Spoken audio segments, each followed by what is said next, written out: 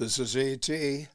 Many of the stories found on this channel come from books, some new, some old, books that I hope that you might purchase and read too.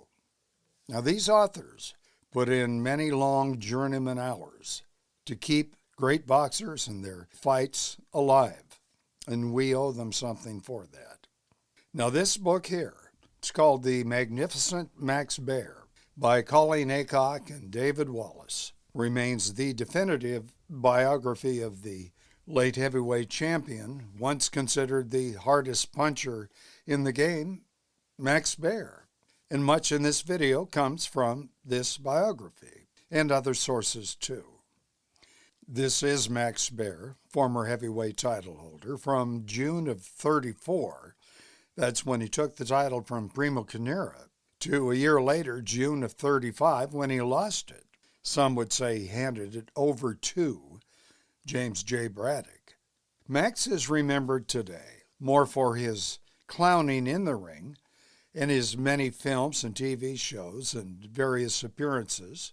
But prior to August 25 of 1930, Max Baer, at age 21, with a string of, I think it was 26 fights, all within a year and a few months, and advertised as the Butcher Boy, that Max was considered the most devastating puncher since Jack Dempsey, and maybe even greater.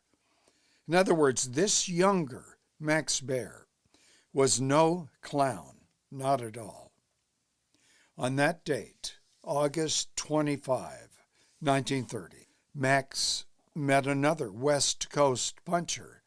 His name was Frankie Campbell. Now, it's in a ring set up over first base. That's at San Francisco's Recreation Park. And Max, after recently, butchering Jack Linkhorn, was the odds-on favorite. He stood almost 6 feet 3 inches. He weighed, let's say at 200 pounds when he met Campbell. And he was rock hard, no fat. Campbell, actual name, Francisco Camilli. Campbell stood 5 feet 10 inches, and he weighs 179 pounds. Now, that's quite a bit under what the promoters expected, and they were concerned that he was coming in so light. Both fighters needed to not just win a fight, but to dominate the other. That is necessary for one or the other to move to New York City. New York City is where the big money was.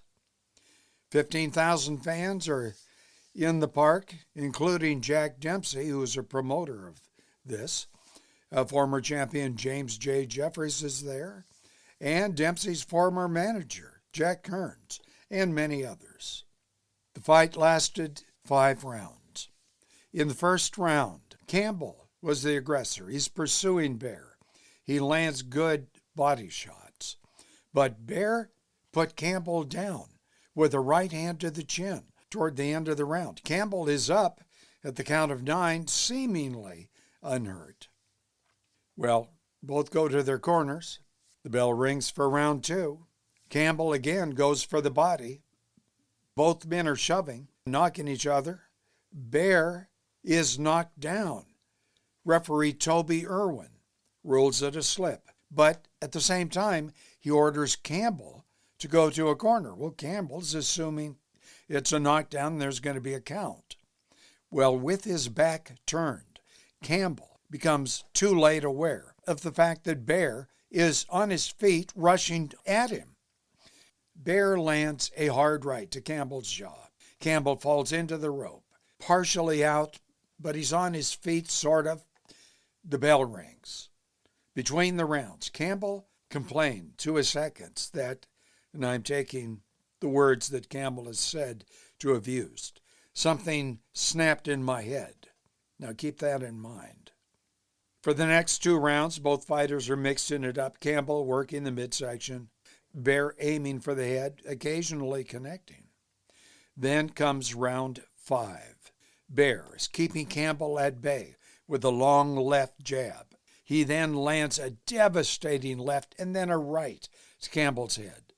Campbell flies into a corner. A reporter is there. His name is Robert Edgren, and he wrote later in the newspaper that Campbell appeared to him totally unconscious. His chin is on his chest. Baer is standing over him. The question is, does Baer see that Campbell is out? If you've seen the film of the third and last Emil Griffith-Benny Paret fight, then you can get the picture. That was in 1960, I think, 59 or 60. You can get the picture in your mind of what Baer next did to Campbell. Campbell hanging, half sitting on the ropes. To people close, he appears out, but Baer cannot see it. Baer is in savage mode. He's landing a succession of rights and lefts to Campbell's head, and that head is bouncing against the turnbuckle. And very much as the referee Ruby Goldstein failed to intervene early enough to save Benny Paret, so referee Toby Irwin acted way too late to save the comatose Frankie Campbell.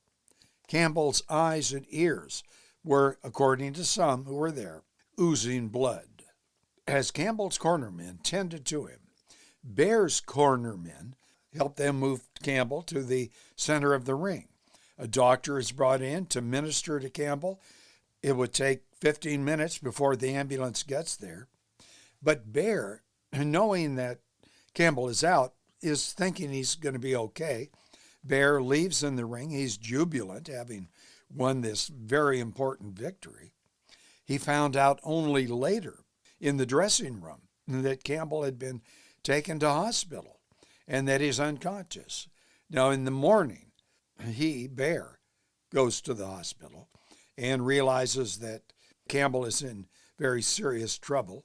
He's being treated by some of the best in the world. I think it was about an hour and a half after Baer arrived at the hospital, he hears that Frankie Campbell died, apparently from a double cerebral hemorrhage. The papers noted that Campbell's brain had been floating in his skull. In other words, that something that snapped in his brain, apparently it did. Max Baer is beyond distraught, and he's in tears. He's among the first to speak with Mrs. Campbell, and it was not he that consoled her so much as she consoled him. You couldn't help it, Max. Both of you went into the ring to fight. It might have been you, you know. Max was, to put it mildly, moved, and he promised to help her financially, and he did. He donated the purses from his next few fights to her. That was a lot of money. But nothing Max Baer did after stopped the recurring nightmares. Nothing allowed him to ever again release all his fury in the ring. Although under Jack Dempsey's tutelage, Max did tap into a more controlled anger, and he released some of it against Primo Carnera and Max Schmeling.